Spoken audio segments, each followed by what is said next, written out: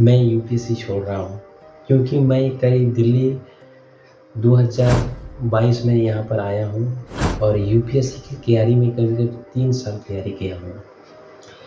हमने देखा कि यूपीएससी की तैयारी करते समय बहुत समय बीत गया और हम कुछ कर नहीं पाए। 2025 में जो रिजल्ट आउट हुआ उसमें हम 5 नंबर से मेरा छूट गया। तो 5 नंबर से छूटने के बाद मैंने सोचा ये बहुत भी खर्चा हो रहा है और यहाँ का स्थिति आप लोग जानते हैं। मिडिल क्लास की कोई भी बच्चा अगर यहाँ पर दिल्ली पर रह रहे हैं तो उसको पता ही होगा यहाँ का खर्च किस तरह से उठाना पड़ रहा है।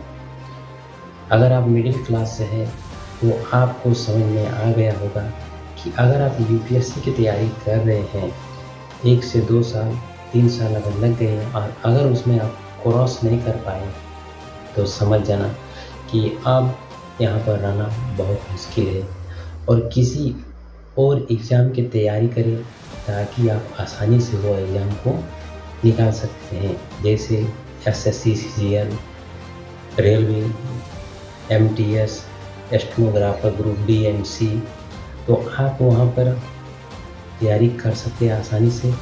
अगर आपका एडवाइस है और मेरा एडवाइस है कि आप अगर 3 बार आप यूपीएससी की तैयारी में सफल नहीं हो पा रहे हैं तो आपको यह एग्ज़ाम को क्विट कर देना चाहिए और दूसरे एग्ज़ाम की तैयारी करनी चाहिए ताकि आप किसी जॉब में जा सकते हो और आसानी से आप अपने माता पिता की ख्वाहिश को पूरी कर सकते हो।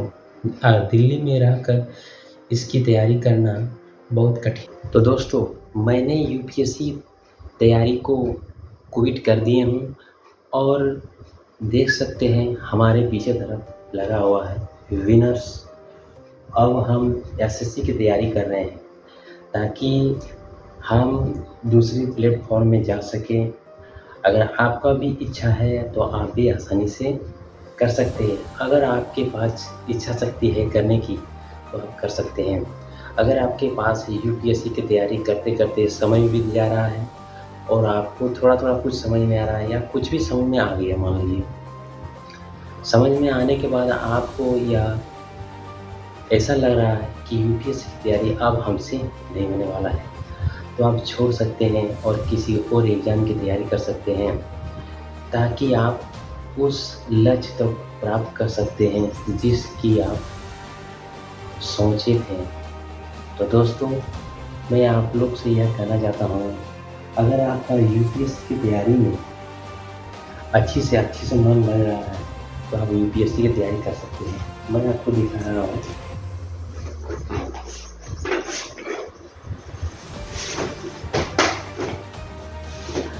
मैंने ये दृष्टि आईएएस की ये बुक मंगाई थी, दृष्टि आईएएस की। मैंने ये किताब पढ़ी। किताब पढ़ने के बाद हमको ऐसा लगा कि इसमें तो बहुत आसान क्वेश्चन है, बस आपको यह पढ़ना पड़ेगा। मैंने करीब इसमें 2 से 3 बार रीडिंग करने के बावजूद भी हमें पीटी में 2 या 3 नंबर से कम हो गया। तो हमने सोचा कि अब हम यूपीएससी की तैयारी से या क्विट कर रहे हैं ताकि हम दूसरी एग्ज़ाम की तैयारी करेंगे। तो मैंने सोचा ये जो मैथ की जो बुक खरीदे आर.एस. अग्रवाल नवीन की, आप चाहे ये भी खरीद सकते हैं।